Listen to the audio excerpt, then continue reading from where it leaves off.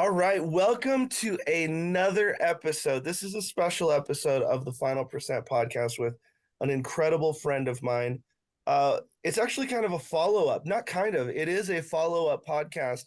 Um, she was battling the C word. She got the words that, no one wants to hear.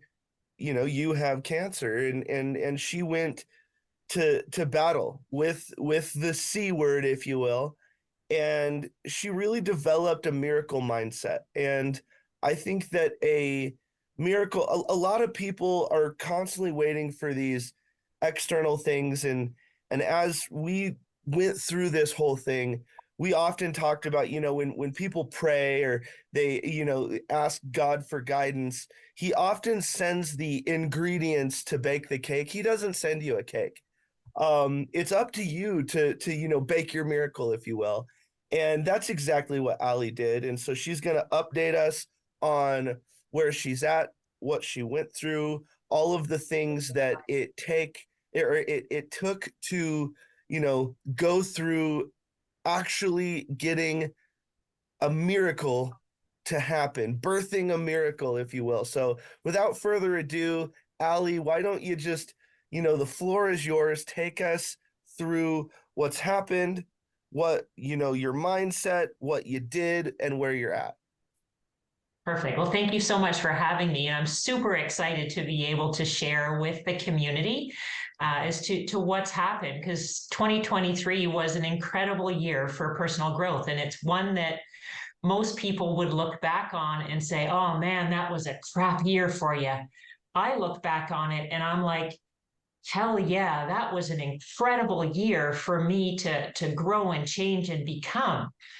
Yeah. So, just following up from the last one, the biggest thing that I can reflect on is becoming a decision maker and not a people pleaser. And it's a challenge. And I'm just going to say, for women in particular, we like to make sure that everyone's happy, and we like to please other people and make sure that everyone is on board with whatever vision we have. And validation, external validation comes into that. If someone told me that, yeah, you made the right decision, well done, then perfect. Whereas last year, I learned that, hey, my inner voice, my intuition is something that I really need to tap into. And it was a challenge to be able to find it and listen to that voice and realize that I have my own internal power, and the path that I'm choosing has to be one that is mine, that I've made that choice in silence. And it's not predicated by the traditional path. I mean, a mutual friend of ours, George Bryant, is said that if we're walking on someone else's path, we're creating their vision and not our own. And that really resonated with me as I was moving forward. So I can't recall if our last podcast was before or after I had surgery, but just as an update, when surgery time came, I was faced with a choice to participate in a clinical trial as to whether or not it would be the less invasive laparoscopy or the full surgery, because it was ovarian cancer that I had. So it would be the removal of essentially all of the lady parts. And so I could participate in this. And then, of course, I want to have the less invasive. But maybe if I did the less invasive, then they wouldn't get everything. So then all of these fear seeds were being planted. And how can I make that choice? So essentially what I did is put it out to the universe, put it out to God. And I hesitate because this is just something new for me, the spirituality world. So I've always talked about the universe in general because it's a safe word for whoever I'm talking to. But what I went through is realizing that I am asking God, and I surrendered in terms of the choices out of my hands. No matter what I want, it's not my choice. And whatever happens will be the right next step for me.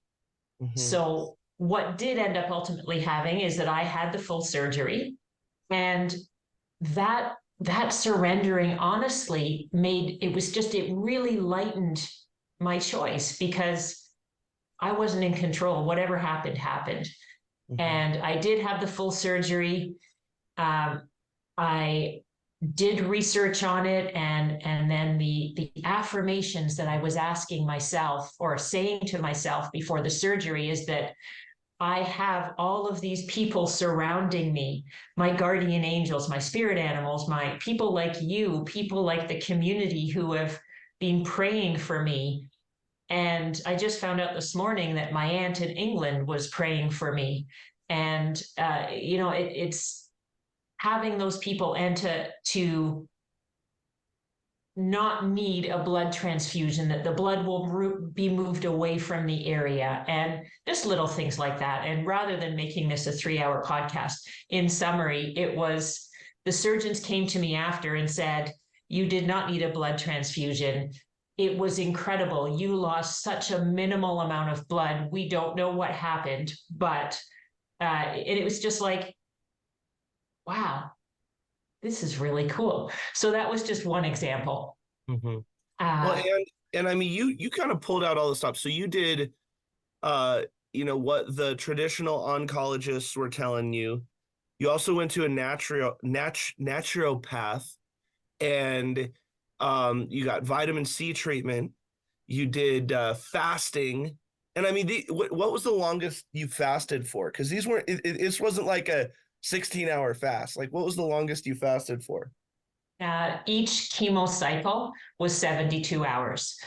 So 3 full days. So it started on the Sunday at about lunchtime. And then the chemo treatment was Tuesday. And then I fasted till Wednesday at lunchtime.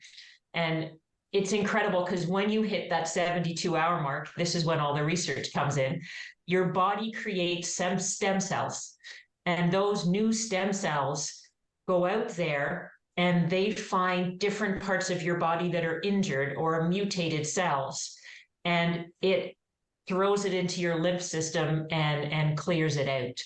Mm. So it just, when you realize the power of your body, and all you need to do is to all you need to do, it's a lot of things, but uh is support your body and Yeah. believe.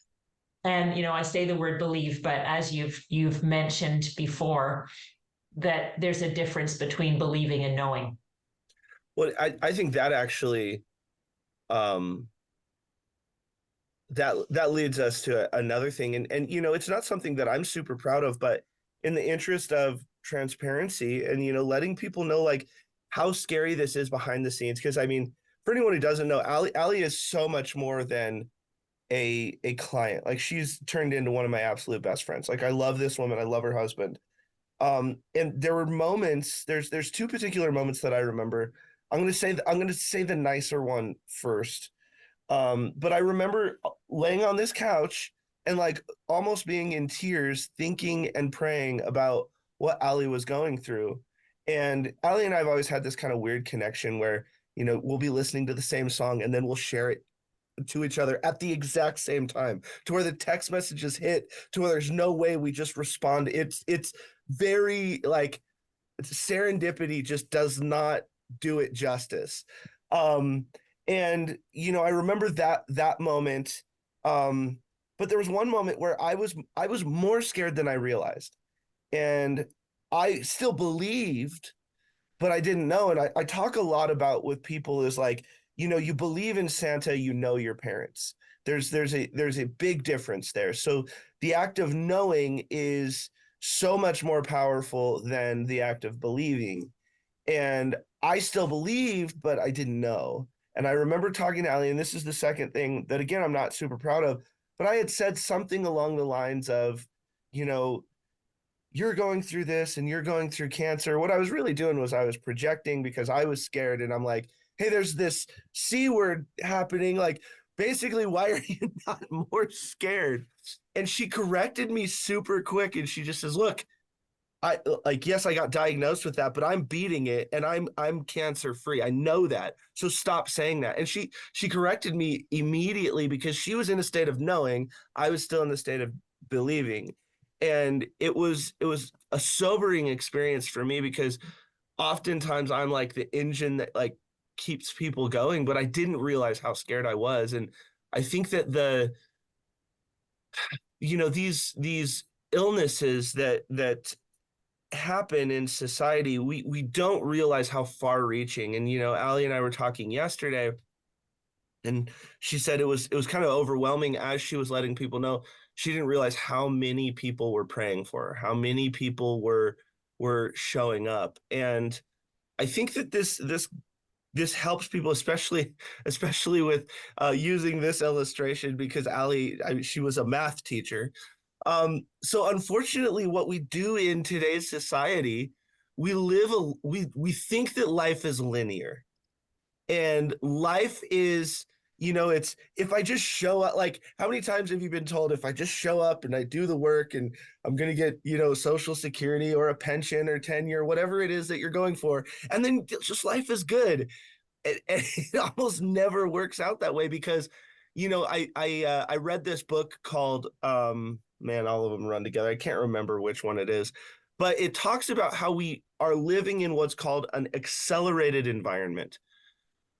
AI changes everything. Wars change everything. COVID changes everything. Cancer changes everything. And there's so many things that are happening, and the opportunities and all these things that are happening. It means that we don't actually live a linear life. It's not, hey, wake up, go to work, go to school, get a better job, everything is fine. Everything's changing kind of all the time. So you need structure and you need stability, but you also need strategy and creativity. And it's the people out there who think that it's just this linear curve. It's gonna be, it used to be much more linear because everything was so much more predictable. But who do you become when the unpredictable happens? And I think that that's a testament to what Ali was able to show up as and become in so many areas, because she is now a different person than she was pre-diagnosis, and now she's much stronger. And now, I mean, if she gets if COVID-27 happens, or whatever is whatever comes down next, she's going to be able to withstand that. Her wherewithal is so much different than it was before, because she doesn't need to live in the linear existence, because realistically, it's not how we've ever lived, and all of the greatest things have happened because of creativity. And if you listen, every person she could talk to, spiritual, science, hybrid, naturopath, things that she felt, I mean, she pulled out all the stops and she got creative. And like she said, like we said at the beginning, she baked the miracle into existence. She had all the ingredients, she found them, and then she baked the cake for her that is going to combat this incredibly tumultuous news that she got. And I think that that's just it's a really good lesson for people right now, because so often we get the book that says 7 steps to success, or here's your 5 like things that you have to do, and then you're a guaranteed millionaire, whatever that people say these days. And that might have been true at that time for that person with those resources. And it's not true for everyone. You have to bake your own cake, but utilize my experience, utilize Ali's experience, utilize all the books that you read. But we don't live in this linear math equation that a lot of people think that we do. And that's why a lot of people, when they come into my world and they'll see either, the chaos of events or projects getting across, or, company, Ali and I are in the process of trying to, take 2 separate companies international. Like we're in the process of doing like these things. And if anybody says that this stuff is easy, they are lying. They are lying, or they have like decades and decades and decades of experience and a unlimited amount of money with legal fees. But at the end of the day, it is the unknown and the experience of building together and being together, which is what I think humanity needs more of. So looking at what Ali accomplished, I mean, it's a real life miracle. And I don't say that lightly. I mean, we had, if anyone's interested, I'll put it on my, because I think right now it's only in our private Facebook group. Um, but we actually, I wrote Ali a song called Miracle. And then we actually had, this was at our retreat in Wyoming. And we had footage of, my mom cutting her hair because, it was symbolic. And, my son, who wasn't even 2 at the time, sitting with her and wondering what was going on, but he could feel the energy. But, and I couldn't even speak, which is rare for me. I was uncontrollably crying. But it's those moments, the community and the adjustment points that you dive into and lean in and lean on so that you can make it through. And talk us through some more of like the ups and the downs and the challenges of the mindset, because I think that's really where there's a lot of stuff that you did, which is fine, but like we said, just because you have that blueprint doesn't mean it's guaranteed to work for everybody.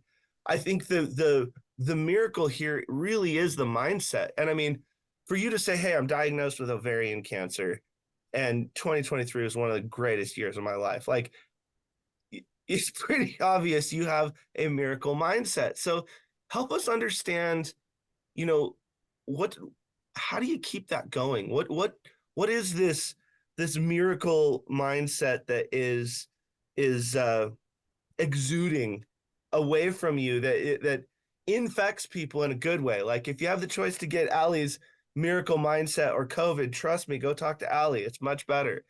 But talk us through That's how do you setting the develop bar something really like low that? too. Yeah, right. uh, Essentially, it's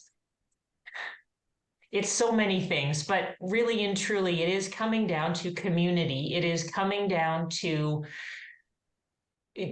including yourself in that community. And being January 1st, yesterday, and me receiving an email from the hospital with my CT scan results saying, I'm going to try not to get emotional here, but I may do, saying that there is no evidence of reoccurrence. If any of you have done any research with ovarian cancer, it's known as the silent killer because you tend not to find out about it until it's too late. And it plants little seeds throughout your body. And the fact that I listened to myself and I did not do the last chemo session. I was concerned and my body was screaming at me saying that if you do the 7th one, there may be other future damage that you're causing throughout your body. You may be affecting your liver, your immune system. I didn't know what it was, but my knowing was that I didn't want to do this. So I reached out to the oncologists and I wanted to know why I needed to have it because I knew I did not have cancer. I knew when I entered that surgery room, I no longer had cancer. But I still needed to finish the end where I'm working with the holistic paramedical and the traditional routes. So knowing that and then saying, listen, I'm going to surrender and let my body and God/the universe make that choice for me. And if my numbers are too low by the traditional medical route, and so they want to postpone that chemo, then that's my sign. And that's exactly what happened. My immune system numbers were down at 0.7, which is critical in terms of the traditional world. So I said no, and caught a lot of flack from the oncologists and from the medical world, saying that I've made the wrong choice. I know I've made the right choice. And now having that external validation of the CT results coming in saying, guess what, you were right. It's just helped to boost my confidence in my knowingness. Also, with it being January 1st, so many people are then looking at their goals for the year, looking at what will we achieve in this upcoming year. Every year, here's the year before and last year's, I write letters to myself to be read on December 31st. And reading through it, it's always been very tactical. As entrepreneurs, we do very tactical things. Let's set goals. Let's set quarterly sprints and that type of thing. So that's the way it's always been. Last year, absolutely nothing came true because I was focused on my health from that letter. But what struck me as interesting is that so many of us will choose a word for the year. And in mine, my word for 2023 was growth. In an entrepreneurial world, that means business growth. You know, my business is going to grow. I'm going to increase my finances and that type of thing. Never in a million years did I think growth meant tumor. Mm-hmm. You can't predict these things. And the other three words that were to support that word growth were miracle, community, and love. Like, does that not bring on goosebumps? Like, wow, that is incredible. So, oh my God. Tell me about it. That. That's amazing. That is amazing. Yes, it is. And I do believe that our mutual friends, Dale and Marla's word was also growth. She's now growing twins. So, you know, like, it's just incredible. So when you're choosing your words, don't take it lightly. Like, make sure that your word truly portrays what you are working towards in the future, your ideal portrait. So I've kind of answered your question-ish in a roundabout way, but it's knowing the picture at the end. That is the critical piece. I knew that I was cancer-free. So when I was first diagnosed, I didn't believe it. I thought maybe I was in denial. No, I wasn't in denial. I am not a cancer patient. I've said that all the way along. And me having, I'm planning my 110th birthday. Like, I got 56 more years to go. This is the first time most people have seen me without a wig. And I was debating whether or not to do it, but I love that you did that, by the way. I love it. I want to be my authentic self. I want people to see what it's like. Going through chemo for the first 4 rounds, yes, I lost my hair, but then during surgery, it grew back. And then when I had my remaining 2 rounds of chemo after surgery, it fell out again, but only the dark fell out. The white is still there. So that you're to just me is wisdom. I was going to say, you're just trying to be distinguished. Yeah, Ali, I think that it's going to be fun to, you know, kind of follow along on the journey, because I think the other thing that you've done here is you've planted so many seeds, because, you know, I firmly believe that, you know, God puts the most pressure, and the way that I look at things is stress is external, pressure is internal. Obviously you've had some stress, but he gave you a lot of pressure to become this person. And I think a lot of people, when they say find your why, they do it through stress. So they're going to crack. And what I mean by that is, if you are stating that your why is to make a bunch of money, that's external. You are going to fail. But if you state your why is I want to, equip, you know, female entrepreneurs, or I want to equip people going through ovarian cancer. I want to equip this, that, and the other so that they can understand that, again, they can know the picture at the end so that they have a clearer path or at least a more well lit path. I truly think that you're just one in, I mean, I don't know how many people are on planet Earth, but 1 in 8 billion or whatever that is set up to be a lighthouse for so many other people that unfortunately are going to go through your position, from a career change to navigating. I mean, I think we touched on this, but like navigating how far in debt were you in the middle of the COVID after, the real estate came crashing down? 2.7 million. 2.7 million. So, okay, so hold on. Let's just get this let's get this straight. All right. So, you within the last 3 years have gone through beating ovarian cancer and clawing out of $2.7 million of debt. Yeah, I'd say the world needs more Ali, not less. And I think there's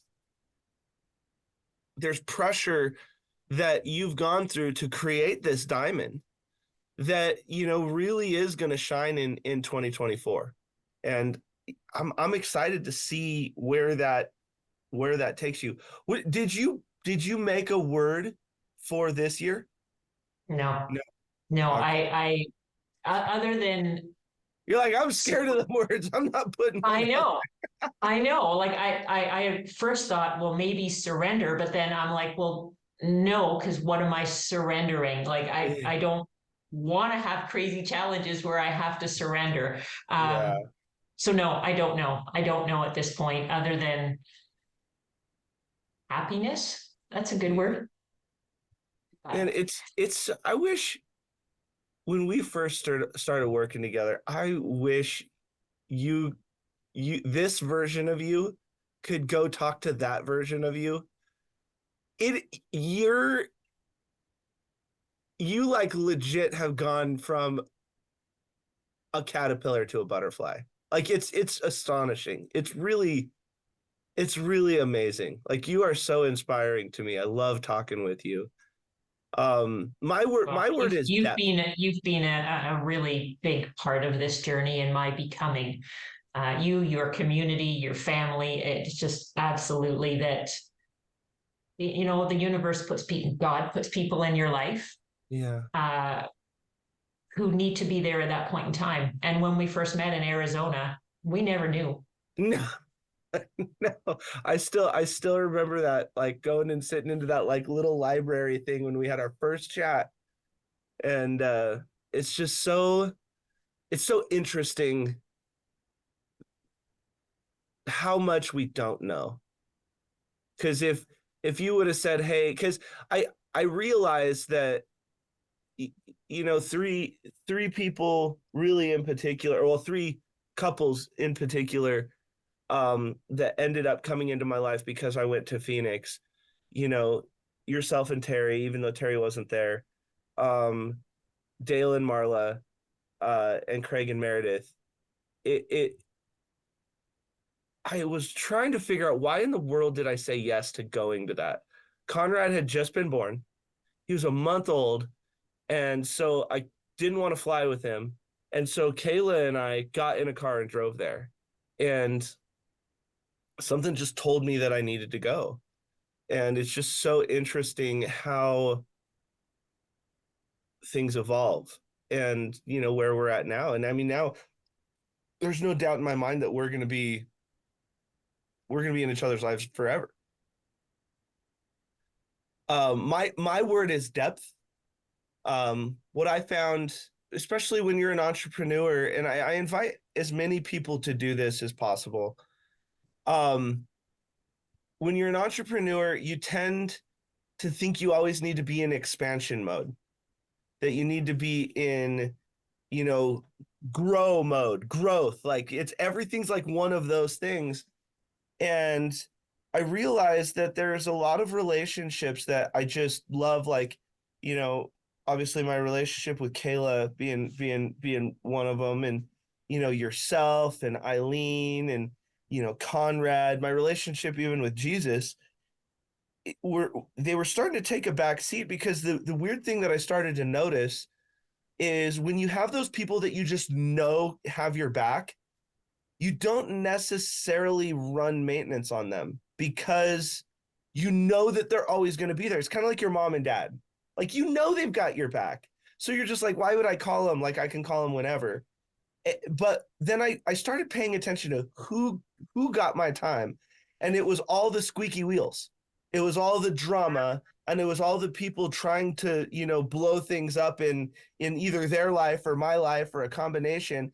And I just started asking myself, why? Why do they get the attention when, I could be building something incredible with Eileen or you, or instead of, or all of us together. And that's why I'm really excited for the cruise that we're about to go on, because, we've got so many incredible people, and we can all dream together and build together and put stakes in the ground together. And that's really what this life is about. And I want to go, deep in the infinity model, and I want to finish my books. And instead of me, like I was talking to Kayla about this a couple weeks ago, instead of me finishing my books together, like, why am I not using the community? The thing where the infinity model has really, changed or helped people, or the final percent has changed or helped people. Why am I not like going back and forth with you? Hey, what do you think about this concept? Because you are all in. You do understand the final percent at a level that very few other people do. And we're going to be better together. And the collaboration of conversation of aligned people is an exponential equation. Great. And I just, that's why in 2023, I'm like, I have to just focus on going in depth with things. And so I literally have a list of 10 people, and that's my depth list. These are the people that I want to make sure I'm going as deep as possible with, and setting that intention. And I invite anybody who is struggling with, I've never done the New Year's resolution, because it kind of feels, declarations, as I say, are largely ceremonial. So who cares? But if you say, hey, like, this is kind of the feeling, the intention that I have, this is how I'm going to show up, and I'm going to create, the next version of me. That's what we're doing. We're in creation. We are creative creatures. So what's the next, thing for you? What's in your brain? Whether it's something that you want to do, something that you want to become, if it could be, a nugget of wisdom for people. What do you think, what's on your brain or heart to share with people, either with you personally, you business, or a tool or something that you've gone through that you think can help people in 2024? Well, you were saying that, and I had all these ideas jumping into my head. Just want to quickly touch on community and making sure that you're in the right communities. With going through ovarian cancer, there's a lot of support groups that are out there for people and their caregivers. What I was finding is that when I was in those groups, I was the positive light for those people. So I was supporting the group as opposed to the group supporting me. And yes, that's lovely. But when I'm going through that, I want to be in a position where I can be pulled up by other people. And that is where TFP in particular, that community it doesn't ever have an agenda other than supporting and helping people. And that's where I found my source of growth growth. There we go. And, and positivity. just because I'm portraying myself this way doesn't mean that I have all the answers and that I'm always in a positive mindset and I'm always this miracle creator. Even as much as 3 or 4 days ago, I had not received the results of the CT scan, and I had the CT on December the 19th. This hospital is usually pretty quick at getting things back to me. And so that story that we all know of with the Native American sitting around a fire talking to his grandson about the two internal wolves, the good wolf and the bad wolf, and which one will succeed, the one you feed. Well, I had the negative wolf going, it's because there's a problem. They found something. And so that kept coming up. And I was really, really struggling against it and trying to shut that voice off. And then finally, the good voice, the good wolf piped up and said, no, you know that you are good. You know that you are cancer free. The traditional medical world is astounded by this, and they're passing your results around from person to person going, what am I missing? So again, that helped to be able to quiet that voice. So that's a nugget that I am going to share there. I know I said that I would have my book written by December 31st. My struggle has been, just as you mentioned earlier in this podcast, that my path is not the path for everybody. And I don't want to write it as I have the answers for people. So just understanding my journey enough to be able to share it and say that this is what worked for me. Take the nuggets that you need from it for your own. So I do feel more in flow now, in particular, that I've got the results, and I don't feel like an imposter saying, here, do this, without me officially having the results that I now do. So I've now got the confidence. Granted, they were external results, but we won't go there. Business wise, it's financial stability, financial, making sure that we do continue to pay off the people, because we're not totally out of debt yet. We've just thankfully had a lot of people that have been patient as I've traveled through 2023. So it's paying back those people and creating the passive income to allow me to enjoy life on my terms, be it financial, geographical, and time freedom. Doing that through our real estate organization that we're taking international into Canada. So I don't know if we can name it, but I will. Renatus is incredible. So having that education platform has given me the knowledge, and I'm going to be moving into the States with my portfolio, starting with Georgia and heading to Georgia in February to be able to continue that network. And grow. So anyone listening to this, if you're in Georgia, and I'd love to connect with you so that I can support you and you support me as I go down that route. And obviously the final percent, supporting that group as much as I can. Looking forward to the cruise and travel and getting my book finished. Yeah. Sharon Lecter also gave me a challenge in 2022, I think it was, at your summit, saying that I should have it written by the time I travel to her ranch. So it was postponed last year. It's happening this year. So that's my goal. It's either the beginning of June or the beginning of October. So you gotta, we'll aim at June. Yeah, gotta get her done. Yeah. Well, I think that is, I think that's incredible. And just some of the things that I'm hearing, and I can, obviously with less dire circumstances surrounding it, there's a lot of things that resonate there with me. I unfortunately, have been guilty of going on the island just like everybody else.